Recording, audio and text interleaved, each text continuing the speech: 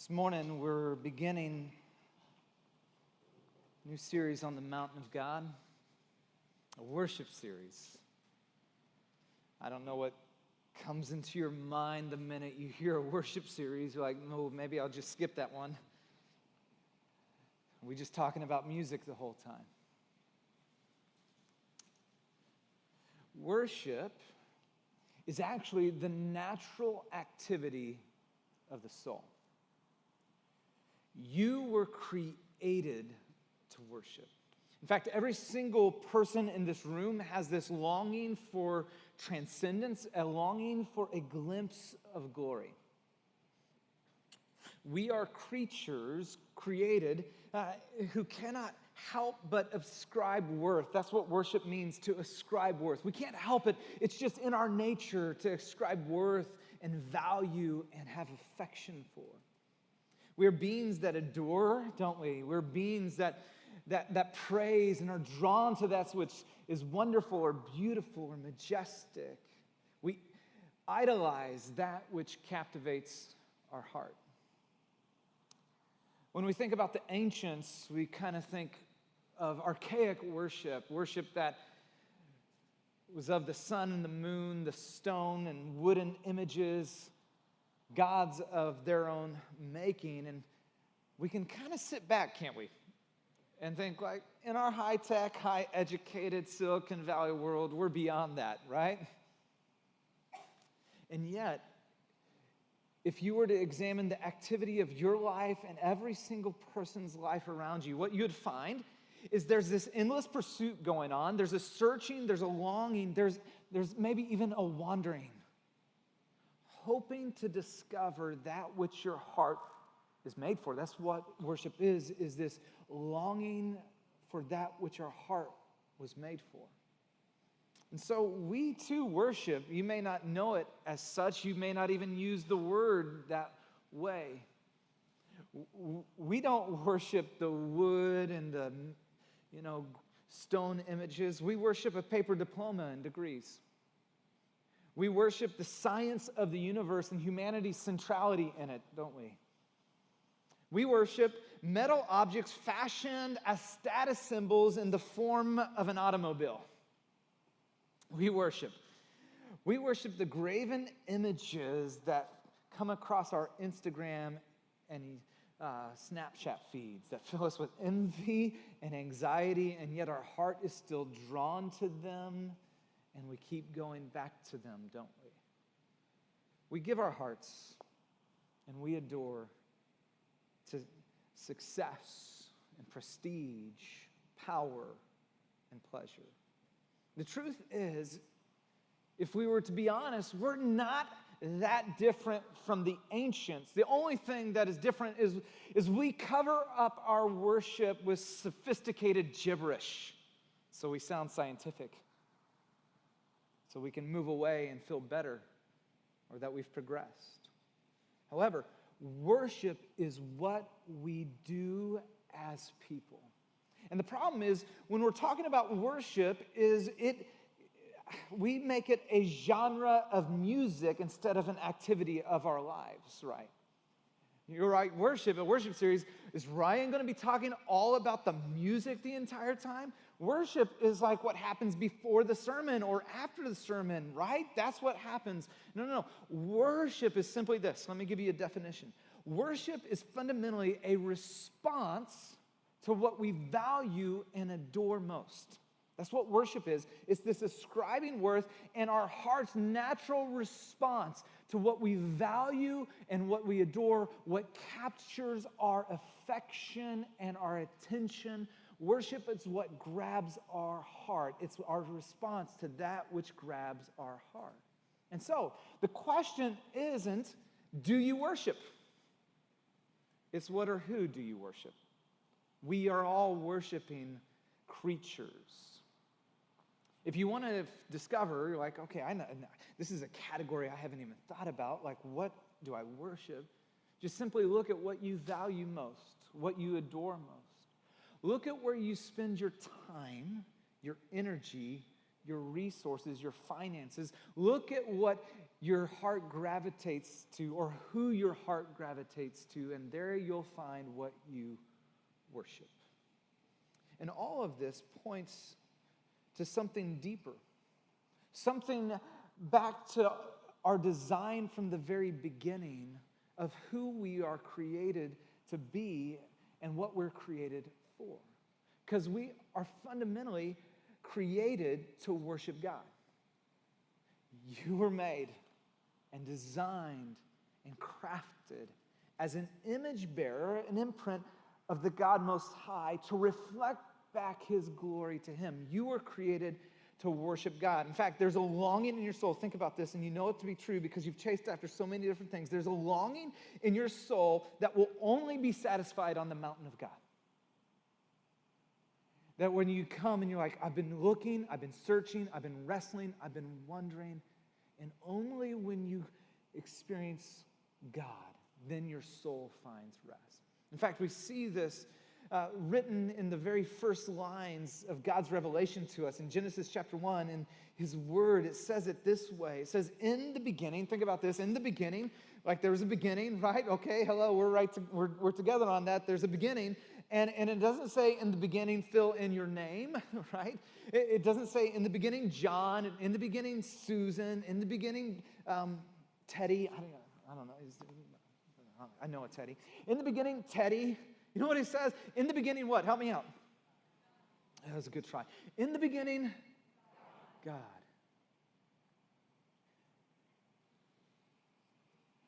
See, worship is actually all about God. Our tendency is to make worship all about us. In the beginning, God created, and this is a wonderful news. Because He created, there's design, there's purpose, there's intentionality. And think about this. Created the universe, the heavens and the earth. If the beginning of the universe starts with God, then our worship too must begin and start with God. You see, God is the main character of the story here. It's in the beginning, God. You are not the main character of the story. We live our lives incomplete and at a deficit, and the reason why is we have been deluded to believe that we are the main characters of our stories, and we're just sharing everyone else our supporting cast on our, Instagram feed or whatever. And it's just like, life is all about me. Wrong. Life is not all about you. Hate to break it to you.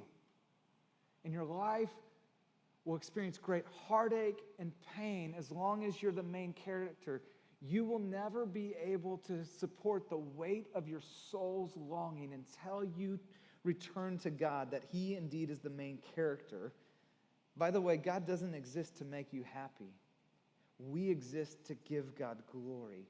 Worship's about Him ascending the mountain of God. I love how Louis Giglio, a pastor, says it. He says, worship doesn't begin with us. Worship begins and ends with God, and God is worthy of all praise from all people for all time. Now, for some of you, the reason you have wandered into this room is because you have been chasing, you may not have used the word, but you have been chasing things that have found incomplete or unfulfilling. You have been worshiping before things that you hoped would fulfill and satisfy. You've given your affection and your adoration, and they've come up hollow, empty, and you're walked in and you're like, I don't know what's next. Maybe I'll just show up here. Maybe this is what my heart is searching for. Maybe you've walked in and you search and you've been worshiping the God of success, and it's left you empty and dry. Maybe the gods of a carefully crafted image, and yet you just feel like you're not right on the inside. The God of the perfect relationship that completes you, and yet you've never felt less complete. The gods of freedom to do whatever you want, and yet you feel in bondage to it. The gods of pleasure, power, and prestige. You see, the ache of your soul is for the desire for God and His glory. So the question, how do we return to that's what we were created for, what is hardwired into us. How do we worship God? We're going to spend the next 4 weeks in Exodus chapter 3 looking at an encounter that Moses had with God. And in this encounter, we'll discover how we are to then engage and return to who we were created to be, and what does it look like to worship God and experience His power, His presence, His glory. Moses was on the far side of the mountain. He was on the far side of the wilderness. Think about this. Moses, the great liberator and leader of Israel, prophet, friend of God, he's 80 years old, wandering in the desert with a bunch of sheep. This is where we pick up the story. It says in Exodus chapter 3, verse 1, "Now Moses was tending the flock of Jethro, his father-in-law, the priest of Midian, and he led the flock to the far side of the wilderness. And he came to Horeb, the mountain of God." Now, for us to understand the significance of that one sentence, we got to go back about 400 years and understand the backstory of what happened. A little over 400 years ago, Israel ended up in Egypt under the leadership of Joseph. The whole family moved down there, and they, relocated, and they prospered greatly.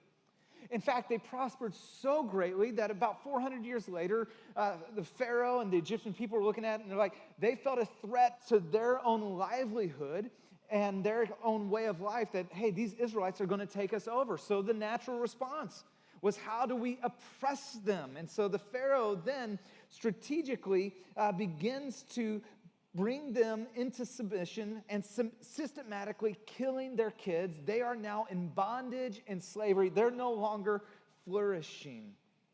And Moses was one of these kids that was to be systematically killed by the Pharaoh to bring the Israelites back into control for the Egyptians.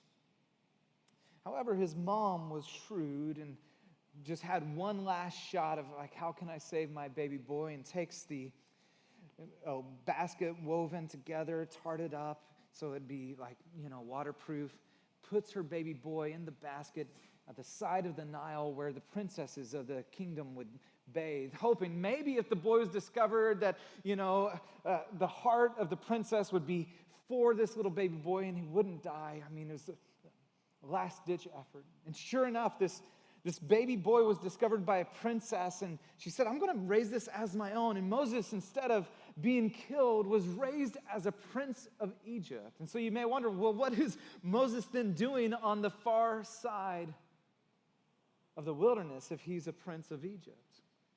So growing up as a prince of Egypt, he never lost his Jewish identity and his connection with his people and the ways of God and how he met his people. And so Moses one day was walking and saw an Egyptian guard beating a Jewish slave, and his anger burned, and he literally got in the way, and he ended up, in trying to stop the beating, killed the Egyptian guard. Word got out of Moses' anarchy against the kingdom, and Pharaoh wanted to have him killed. And so Moses flees to the wilderness, hiding to save his life. And so for 40 years, he's been wandering in the desert, hiding for his life. Moses, who was placed in the Egyptian court to be the deliverer for his people, is on the far side of the wilderness. In fact, the way the text is there is he's literally weeks away from home. He's traveled during the dry season looking for food for his sheep, and he's traveled through the deserts. Moses is on the far side of the wilderness, and chances are some of you feel like you're on the far side of the wilderness too. I think when it comes to your relationship with God, and maybe in life, you could feel like, I'm just wandering through life. I feel on the far side of the wilderness. I feel like God is distant and far away. Maybe like when you think about God or being close, God feels impersonal or unapproachable. You feel like a failure. Maybe shame overshadows your life. You're filled with pain and regret of your past. Maybe this morning you walked in and you're just like, I feel so worthless. I feel so unlovable. Like I just feel far from God. I feel like I'm wandering through life. I feel like people don't really know me because I keep it covered and hidden, but inside, my soul is just hurting. Moses was on the far side of the wilderness. Now, think about this. Moses didn't know it at the time that he was wandering to the mountain of God. He didn't set out on a journey and said, you know what, we need to find some food for these sheep, and I'm going to go ahead and travel weeks away from our home and from where I'm at to go to the mountain of God. It was named the mountain of God after this moment. He was just traveling, wandering. He comes up to the Horeb mountain range, which later would be called the mountain of God because God met him there. He was just wandering there, trying to find food for his sheep. And for some here in this moment, you may be on the far side of the wilderness, but you're never far from the mountain of God. You may feel like you're wandering and you're just going in circles through life, but God is more near than you could imagine and more present where you're at. Well, the story goes on. There, an angel of the Lord appeared to him in flames of fire from within the bush. Moses saw that the bush was on fire. It did not burn up. So Moses thought, I'll go over and see this strange sight, why the bush does not burn up. Now, I like to call this the ordinary burning bush. Can you say that with me? The ordinary burning bush. Say it one more time. This is an important point. I don't want you to miss this. The ordinary burning bush. We all want a burning bush moment with God. We all want a moment where we encounter the presence of God. He shows up. He reveals himself he writes in the sky. This is big sign. You have this vision, right? We want this burning bush moment and kind of like going, okay, no, I don't even want it. I need it. Like my soul is longing and looking. I need this moment with God. I need to return to intimacy with him. And you're wondering, where is my burning bush moments? Like where is the lightning and the thundering voice and God going, Jessica? Yes, I should have used my own name. That was kind of weird.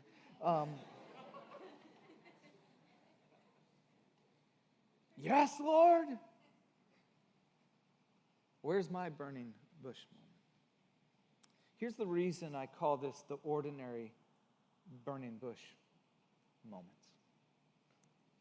The reality is this moment could have been easily missed by Moses. Moses has spent 40 years as a shepherd up to this point, wandering throughout the desert. He's in this arid climate, hundreds, if not thousands of bushes around him. A burning bush was no unusual sight. Lightning would strike and a bush would catch on fire. In fact, it was so arid and dry, sometimes they would spontaneously combust and there would be, a bush burning. Moses had seen many burning bushes before. This was not an unusual, unordinary moment. This was an everyday occurrence. He probably, over 40 years, maybe has seen 100 burning bushes. But he had never seen a bush that did not burn up. You see, I think we want God to always show up in the big, in the extravagant, in the lights, in the sounds. And what I find in even my own walk and throughout Scripture is he shows up in the ordinary. He shows up in the small. Like the everydayness of God. And I think we miss out on so many burning bush moments because we're just unaware. We just look at it and go, cool, bush burning, awesome. Snap a picture of it, post it. on with my day. And Moses had to watch long enough this sight to even notice it was unusual. See, could it be that some of us have missed out on burning bush moments simply because we're just not aware of them? Let me give you maybe 3 reasons we miss out on these burning bush moments. Well, first, you may be asking, well, what is a burning bush moment? I think a burning bush moment looks like us in our days, like where you have a quiet time, where you're spending time with God, and you're like, we talked about this in our Sacred Rhythm series, and you're like, I want to do this, I want to meet with God, and you're like, I'm just doing it, I'm waking up, but nothing's really happening. There's no burning bush moment, and over the course of your time, you're all of a sudden, one morning, it's like God's Word just came alive, and you're like, wow, you met me there, and it was in the everydayness of that. Maybe it looks something like you've been praying, and you're like, man, I really do want to connect with God, and I'm driving on my car or my commute, and I'm just beginning to pray, and it feels like the prayers are just hitting the ceiling, and they just keep going back up and down, and then one moment you're just driving, and all of a sudden you're overwhelmed with God's love in that moment and His affection and care for you. Maybe it looks like this moment where you just wandered in church, and you're like, I just do church, it's the thing I do, or maybe I don't do church, but I'm just wandering in, didn't have any expectation. And God meets you in a way through a person, and through a conversation, through the worship, through the sermon. There's moments where God's working in your life, and you're wrestling and you're writing, and the night before you're crying out and praying, and then the next Sunday it's as if God handcrafted the entire series just for you. It's a burning bush moment. I've seen that happen time and time again. Maybe it's a burning bush moment when you're walking past this homeless person, and you just have this like tugging on your soul to like love that person, not just give them $1, but love that person. And so you go out of your way, and then God meets you significantly when you do that. Or for others, it's when you first recognized and realized, oh my gosh, the way I'm doing life's not working, and I need a Savior, and you cry out to Jesus. Why do we miss these burning bush moments? I think one of the reasons we miss these burning bush moments is we're just too busy to notice them, aren't we? This is Silicon Valley. We're fast-paced. Everything's fast. Please don't tell me my computer's got to like download stuff. It should be instant. I want my Amazon to my door yesterday. We live busy, rushed, hurried lives, and as a result, we're unable to pay attention to the activity of God in our lives. God often moves and works in the everyday ordinariness of life. Moses had to linger long enough to notice that this was something unusual going on. And we, unfortunately, keep ourselves constantly distracted or entertained, and we're too busy just rushing past that, going like, oh, I saw that. Oh, that was nice to see. Oh, hey, moment of worship. I got it in. You know what? I'm going to leave a little early from worship because, you know what? I got here, but I got to go on to the next thing. Oh, I'm going to spend time. And we just rush past from one thing to the next. And I think we miss out on moments that God has handcrafted to meet with us. Sometimes we're just too busy to notice. Other times it's just too small to notice. The ordinariness of it causes us to overlook or dismiss it. And we want the big, don't we? We want the impressive. We want the like light show, smoke and fog. Well, maybe not. I mean, you're like, no, God, show me a little bit of you, but not all of you. I don't want to see all of you. That's scary. I heard what happens to people when they see all of you. I don't want to do that. But I do want something big. And God often works in the small, in the ordinary moments of life. It was on this mountain, Mount Horeb, also known as Mount Sinai, where another person would have a burning bush moment. A guy named Elijah, about 200 years later, would have this burning bush moment with God. And he just had this incredible spiritual victory, right? I mean, he just had this moment where talk about being on the mountaintop with God and God showing up powerfully. And what's amazing is what the text tells us is right after that, he goes into a deep depression and he wants to die. And he's running for his life, and he's running, and he's running, and he wandered, and he finds himself on the mountain of God. And God shows up to meet him here in his hurting, broken place, the prophet Elijah. And this is what the Lord said to the prophet Elijah, and I love this. It says, "Go out and stand on the mountain in the presence of the Lord, for the Lord is about to pass by." Cool. All right. Like, I'm desperate for you. God, you're going to pass by. Okay, what's it going to be like? And then it says this, "Then a great and powerful wind tore the mountains apart and shattered the rocks before the Lord." Whoa. But the Lord was not in the wind. And after the wind, there was an earthquake, but the Lord was not in the earthquake. What do you mean? These are what we call acts of God. Shouldn't God be in these? And after the earthquake came the fire, but the Lord was not in the fire. And after came the fire, listen to this, came a gentle whisper. That word, gentle whisper, in the Hebrew means silence, stillness. Silence is hard, isn't it? It says all those big moments, God was not in that. God was in the stillness. This is why the psalmist says, "Be still and know that I am God." It's too small to notice that we have a hard time with silence and stillness to pay attention. Where we would then hear the still small voice of God. See, what we do in our world is we numb ourselves with noise, don't we? There's a dissonance in our soul of what's going on that we don't want to acknowledge, and we're actually afraid to acknowledge. We're afraid to look in. We're afraid to be still and silent long enough because we just want to avoid the deep things in our soul and stay active, and we keep noise going so we don't have to pay attention to it. And yet it is in the silence where God wants to meet you and actually bring healing to the dissonance of your soul. This is why when we were talking about it earlier, a quiet time. And I know for some, you're like, a quiet time, that sounds like a punishment that I would get as a kid.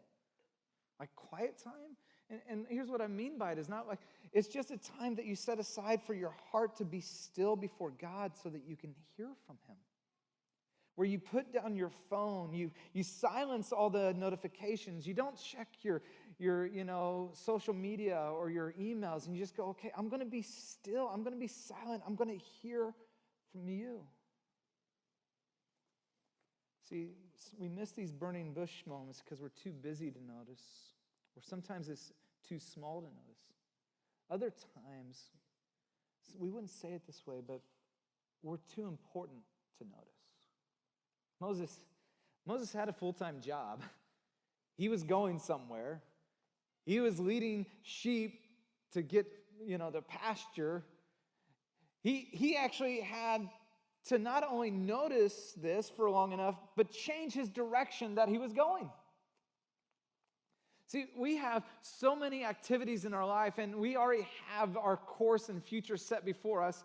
And sometimes it's like, no, I got my thing, God, I'm good. And if you want to join my thing, that's great. Instead of shifting our attention going, let's put down my thing for a second and let me focus on you and your thing, God. See, we're sometimes just too important to notice that we were just caught up in our own stuff.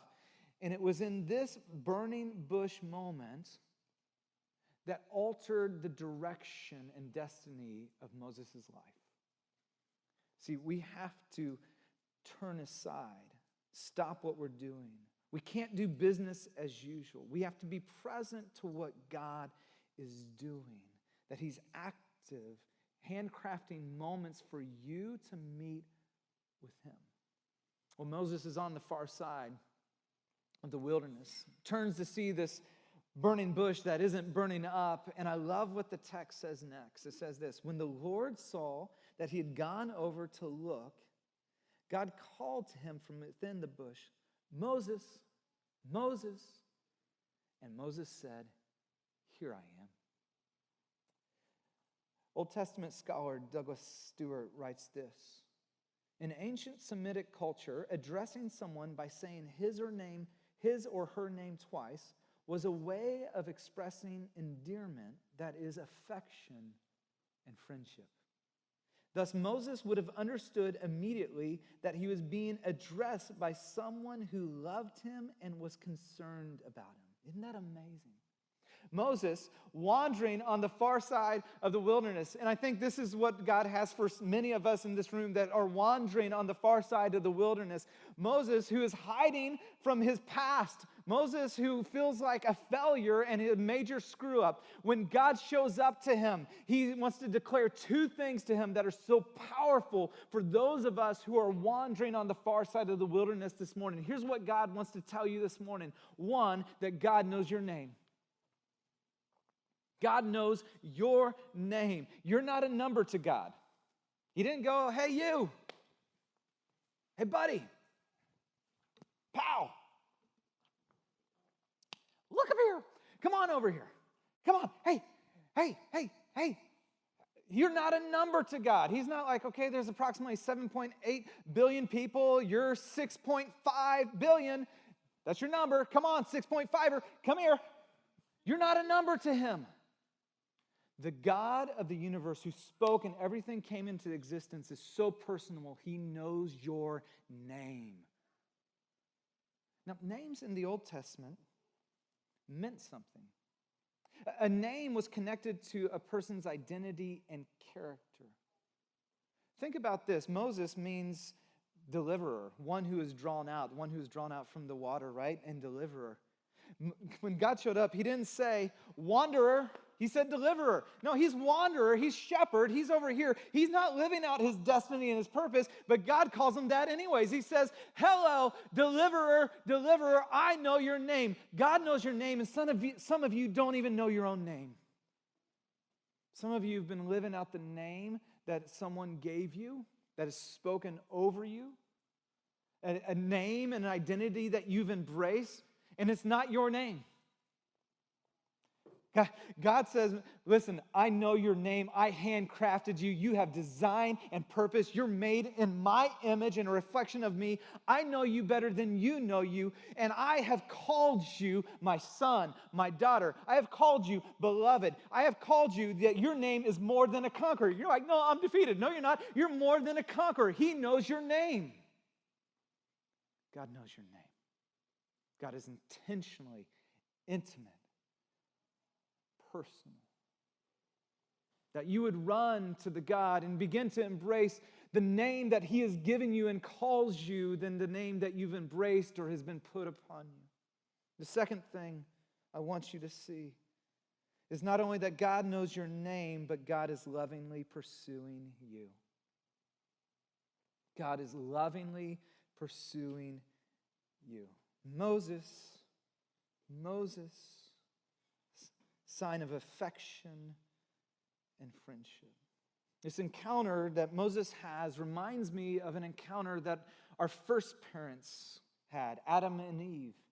In Genesis chapter 3, it tells the story of humanity's fall away from God, our rebellion, where we chose our own way instead of God's way. And in that moment, we recognized our brokenness, our sinfulness, our nakedness. And so we hid from God. And it says that God went to walk with Adam and Eve as he always had. But Adam and Eve were hiding, ashamed. And you know what God didn't say to Adam and Eve? He didn't say, what are you doing? He didn't say, how could you? He didn't say, well, you're an idiot. You're a screw up. You blew it. You know what he said? Where are you? You moved. My heart and my longing is I love you. I want to be close to you. Where are you? Come back to me. Stop hiding. Moses hiding in the wilderness. God is lovingly pursuing him. Or Adam and Eve, God lovingly pursuing them. And for some, you're like, yeah, but God's not lovingly pursuing me. You don't know where I've been, what I've done, my background, my past. There's no way. And the truth of it is in the person of Jesus Christ that we see with such excellent clarity God's pursuit and love of every single person on this planet. Think about this. God who dwells in inapproachable light, holy and righteous, full of glory, who created all that we see, leaves majesty, takes on human form for you and me. God who let his own creation nail him to a cross for our pain, for our shame, for the reason we were hiding and running away so that we might be restored again. In fact, some people were wondering why Jesus was walking around, and they asked him, "What's up? What are you doing?" He said, "I have come to seek and to save that which is lost." I came for the wanderer, is what he's saying.